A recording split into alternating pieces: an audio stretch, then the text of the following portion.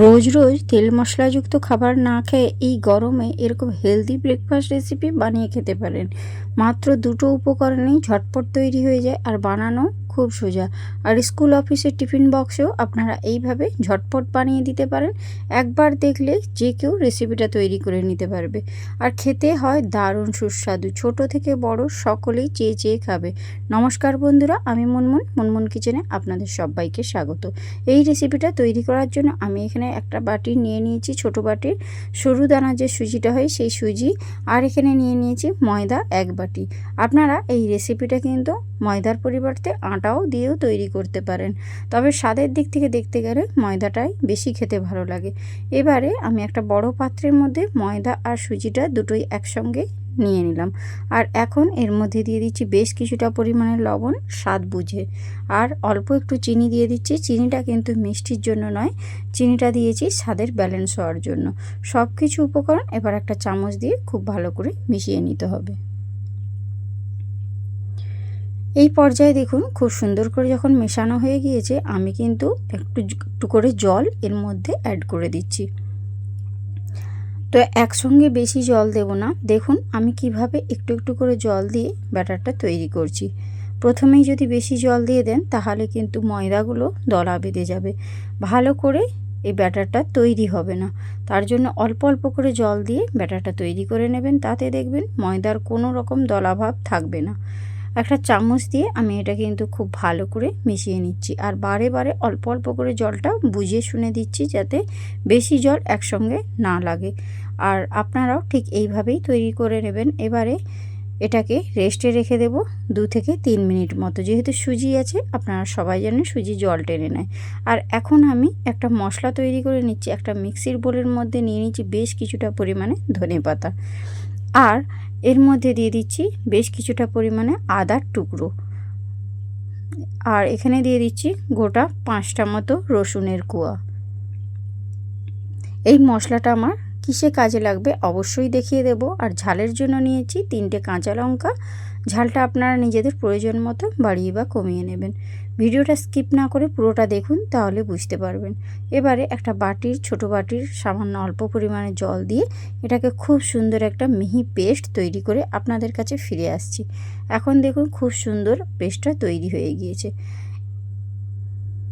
দেখে বুঝতে পারছেন ঠিক এইভাবেই তৈরি করতে হবে।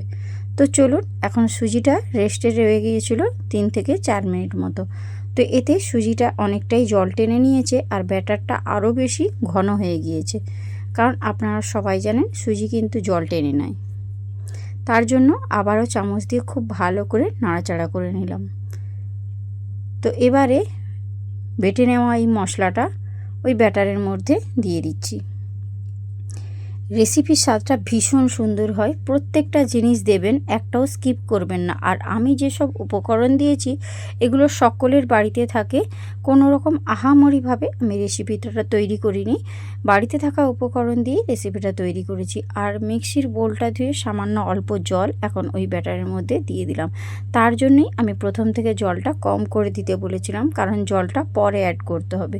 মিক্সির মধ্যে অনেকটাই জল মশলাটা লেগেছিল, তার জন্য আমি জল দিয়ে ভালো করে ধুয়ে এর মধ্যে অ্যাড করে দিয়েছি। এবারে খুব ভালো করে সব কিছু উপকরণ এই ব্যাটারের মধ্যে মিশিয়ে নিয়েছি। এবারে এই ব্যাটারের মধ্যে আরও একটা উপকরণ অ্যাড করব। এখানে হচ্ছে একটা ছোট সাইজের আলু, সেদ্ধ আলু আগে থেকেই ম্যাশ করে নিয়েছিলাম। এবারে এই সেদ্ধ করা আলুটাও ওই ব্যাটারের মধ্যে দিয়ে দিলাম, আর দিয়ে দিচ্ছি ফ্রেশ ধনেপাতার কুচো। ধনেপাতাটাকে একটু বড় বড় সাইজ করে কুচো করেছি। আর একটু দিয়ে দিলাম হলুদের গুঁড়ো, এতে কালারটা ভীষণ সুন্দর আসবে। দিয়ে দিচ্ছি 1/2 চামচেরও বেশি ধনিয়ার গুঁড়ো, আর এখন এর মধ্যে দিয়ে দিচ্ছি গোটা জিরে 1 চামচ। সব কিছু উপকরণ দিয়ে একটা হ্যান্ড মিক্সি দিয়ে খুব ভালো করে এবার মিশিয়ে নিতে হবে। আর আলুটা যেহেতু আমি আগে থেকেই সেদ্ধ করে ভালো করে মাখিয়ে রেখেছিলাম, আলুর মধ্যে কিন্তু কোনো রকম গোটা আলু নেই। আপনারাও সেইভাবেই আলুটা মেখে নেবেন, দিয়ে ব্যাটারের মধ্যে অ্যাড করবেন। ওটা আমি অফ ক্যামেরাতে করেছি, তার জন্য আপনাদেরকে মুখেই বলে দিলাম। এবারে খুব ভালো করে সব কিছু উপকরণ এখন ওই ব্যাটারের মধ্যে মিশিয়ে নিচ্ছি।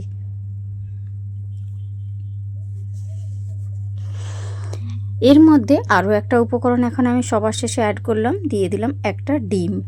আর ডিমটা আপনারা সরাসরি ওই ব্যাটারের মধ্যে দেবেন না, একটা আলাদা বাটিতে এই ডিমটা ফাটিয়ে তবেই ব্যাটারে দেবেন। যেহেতু এখন গরমকাল, অনেক সময় ডিম কিন্তু খারাপ বেরোয়, তার জন্য যদি ব্যাটারের মধ্যে ডাইরেক্ট দিয়ে দেন তাহলে ব্যাটারটা পুরোটাই নষ্ট হয়ে যাবে।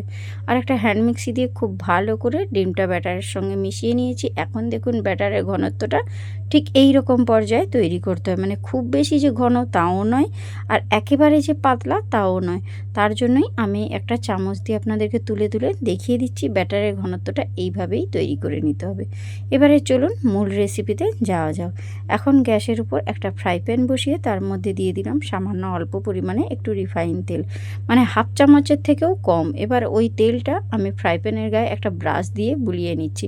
এখন গরমকাল, বেশি তেল মশলা খাওয়া একদম উচিত নয়, তার জন্য আজকের আমি এই রেসিপিটা একদম কম তেলেই রেসিপিটা তৈরি করেছি, যেটা স্বাস্থ্যের জন্য ভীষণ উপকারী।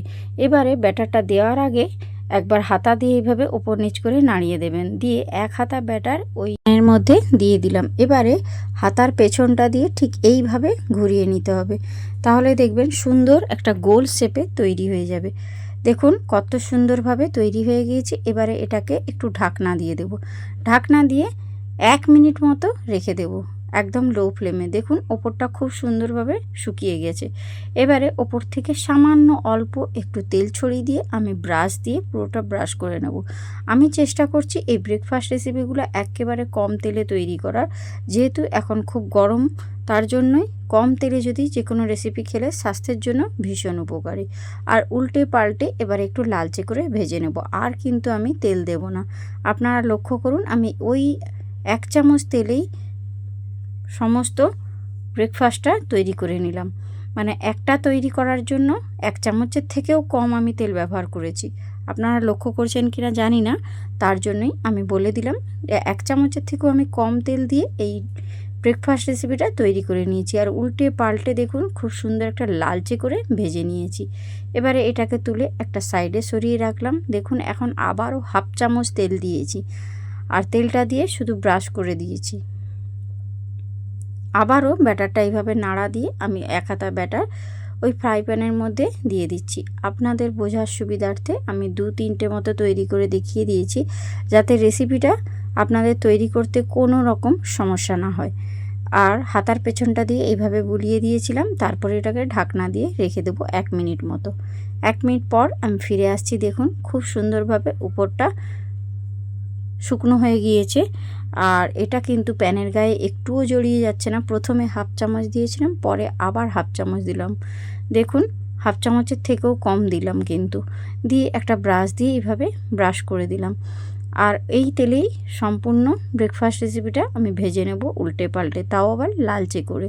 গ্যাসের ফ্লেমটা লো টু মিডিয়াম ফ্লেমে রেখে আমি এটা সুন্দর করে ভেজে নিচ্ছি। দেখুন কতটা সুন্দর জালিদারও তৈরি হয়েছে, দেখতে ভীষণ সুন্দর যেমন হয়েছে, খেতেও অসাধারণ হয়েছে। তো আজকের আমার এই ব্রেকফাস্ট রেসিপিটা কেমন লাগলো অবশ্যই কমেন্ট বক্সে কমেন্ট করে জানাবেন। আপনাদের একটা কমেন্ট আমাকে ভিডিও বানাতে উৎসাহ করে। আশা করি আপনারা নিশ্চয়ই বুঝতে পারছেন। আপনারা কে কোথা থেকে দেখছেন ঝটপট আমাকে কমেন্ট বক্সে কমেন্ট করবেন, তাহলে আমার খুব ভালো লাগবে। আর আপনারা কী ধরনের রেসিপি পছন্দ করেন সেটাও আমাকে জানিয়ে দেবেন। এবারে দেখুন একই রকমভাবে আমি এটাও তুলে নিলাম, আরও একটা তৈরি করে দেখিয়ে দিচ্ছি। দেখুন এগুলো কিন্তু প্যানের গায়ে একটুও জড়িয়ে যাচ্ছে না, লেগেও যাচ্ছে না, তুলতে গেলে ভেঙেও যাচ্ছে না। আর খুব যে বেশি তেল লাগছে তাও নয়। উপকরণও মাত্র 2টো উপকরণ দিয়েছি, ময়দা আর সুজি, আর ধনেপাতা, লঙ্কা, আদা, এগুলো তো সবার বাড়িতেই থেকে থাকে। এবারে একই রকমভাবে আমি আবারও একটা তৈরি করে নিলাম। দেখুন এগুলো তৈরি করতে কত ইজিলি, যে কেউ বাড়িতে বানিয়ে ফেলতে পারে একবার যদি দেখে নেয়। তো একই রকমভাবে এটাও আমি তৈরি করে নিলাম, আর এখনও অনেকটাই রয়েছে, ওটা আমি অফ ক্যামেরাতে তৈরি করে নেব।